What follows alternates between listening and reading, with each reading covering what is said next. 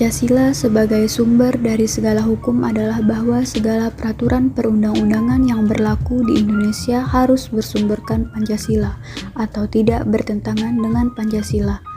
Dengan kata lain, makna Pancasila sebagai sumber dari segala hukum yaitu Pancasila menjadi dasar dalam penyelenggaraan negara.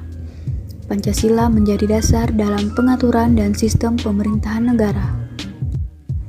Dalam Ketetapan MPR Nomor 3 MPR 2000 tentang Sumber Hukum dan Tata Urutan Peraturan Perundang-undangan, Pasal 1 Tab MPR tersebut memuat 3 ayat, diantaranya 1.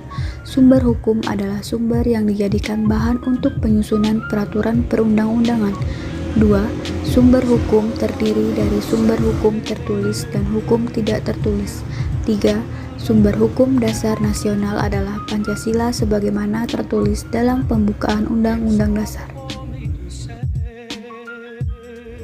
Fungsi Pancasila sebagai sumber segala sumber hukum mengandung arti bahwa Pancasila berkedudukan sebagai ideologi hukum Indonesia, kumpulan nilai-nilai yang harus berada di belakang keseluruhan hukum Indonesia.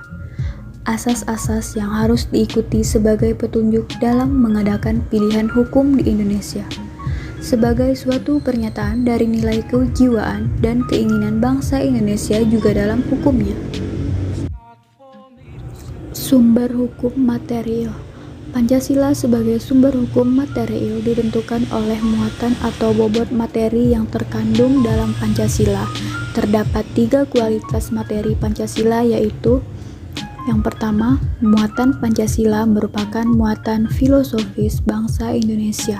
Yang kedua, muatan Pancasila sebagai identitas hukum nasional. Yang ketiga, Pancasila tidak menentukan perintah, larangan, dan sanksi, melainkan hanya menentukan asas-asas fundamental bagi pembentukan hukum atau meta juris.